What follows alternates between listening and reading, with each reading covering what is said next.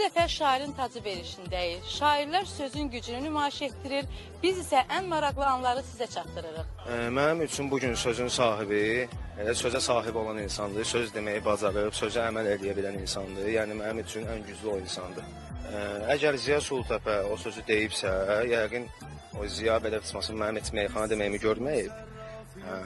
Yəni görməyibsə, yəni o balaca absurd gəlir mənə ki, yəni o sözü işlədib.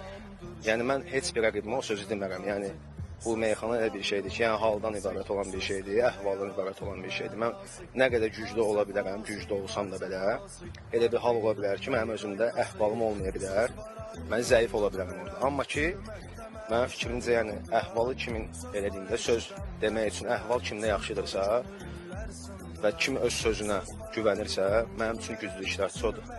Yəni Ziya Sultəpə bu sözü işlədibsə, yəni mən belə çıxmasın.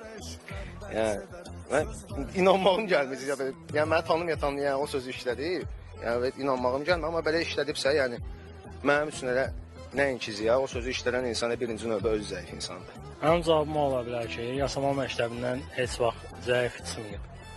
Məsələn, Rəşad Dağlı'nı misal çəkərəm. Özüm də Rəşadın məktəbindən çıxmışam. Vasif Asifoğlu'nu belə tanımıram. Çox güman ki, o da məni tanımır, sadəcə söz atıb. Belə ki, məsələn, zəif demək qəbahətdir, zəifsizliyin özü qəbahət deyil. İnşallah ki, qarşılaşarıq, üzə gələrik, bir-birimizin cavabını üzə edərik. O, onun öz fikridir, şəxsi fikridir. Amma mən burada heç kimdən özümü zəif bilmirəm, artıqam ki, zəif deyirəm. Sağ olsun, heç nə demirəm. İnşallah ki, yarışma davam edir, belə başlanğıcdır. İndidən nəsə demək, mən öz fikrimizdən mənə heç nə düşmür hələ ki. Gedişat bunu göstərəcək, kim zəifdir, kim güclüdür inşallah ki. Sözün əsl sahibi bizim dahi ustadlarımız olub. Allah rəhmətə gedənlərə rəhmət eləsin, yaşayanlara da Allah can sağlığı versin. Hələ ki, sözün mən müdrikliyini mən Məşədi Babadan görmüşəm. İnşallah ki, ondan sonraki də gələn gənclər davam edir bu yolu.